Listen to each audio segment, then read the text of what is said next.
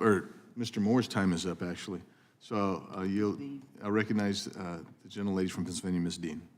I thank you, Mr. Chairman, and I thank the ranking member for having this oversight hearing. Welcome, Director Davis. Thank you and your more than 10,000 employees of the United States Marshals Service, USMS.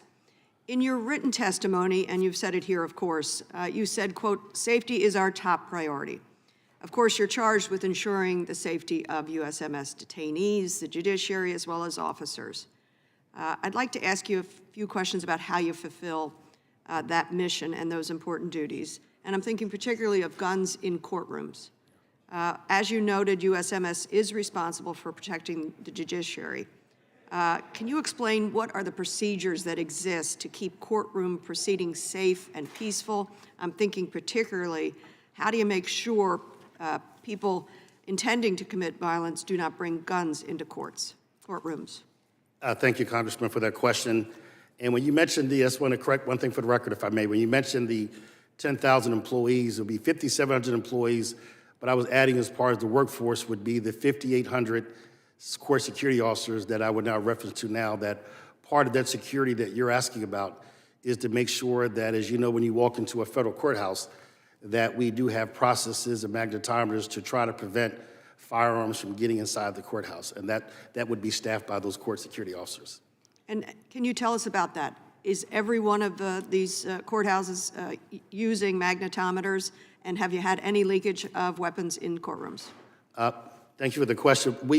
Every courthouse does have that. I cannot think of any, but I can double check and make sure that we've had any leakage or as far as people actually being able to breach that location with a firearm, but I can definitely double check. Okay. Or other weapons? Or other weapons, yes. Okay. Yeah, if you would get back to us on that, that'd be terrific. We're all alarmed to know that threats against judges have been rising steadily in recent years. Tragically, we've spoken about the 2 fatal shootings and the serious wounding, of course, of the husband of one judge. What are you observing in terms of these increased threats? Who's most likely to be targeted?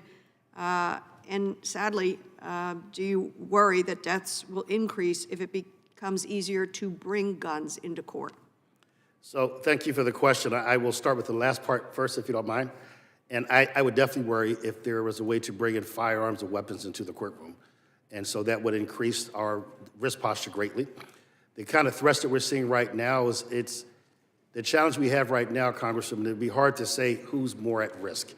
What we're seeing right now is that people, extreme views, usually opposite views of any decision. If they're extreme, we see increase in violent rhetoric, increase in threats.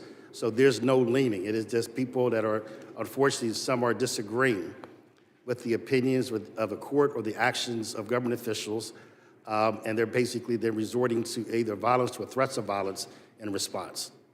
Thank you. Very sad state of affairs for our country. Do you do assessments as to non-detectable firearms getting into court? My understanding, no, we do not. Maybe you should. I think it's time to be thinking about that because we know the technology is ever-changing. I wanted to turn for my last minute and a half or so to treatment for addicted persons in USMS custody or detention. What resources does USMS provide to addicted persons in your custody or care? Is there medical treatment like methadone available? Is there counseling? How long would somebody who is suffering symptoms of withdrawal need to wait before being treated, basically? Thank you for the question. I will start by saying that obviously we're responsible for providing medical and health care to all of our detainees. That decision will be made by medical professionals and taking a look at what's the best response or course of action. I cannot speak specifically if there's specific treatment for addiction or different programs. So I would have to get back to you on that one to identify what kind of programs in our various facilities across the country. And are you aware of instances of folks going into withdrawal, suffering from the disease of addiction in your custody? I'm not personally aware of it, but it would not surprise me.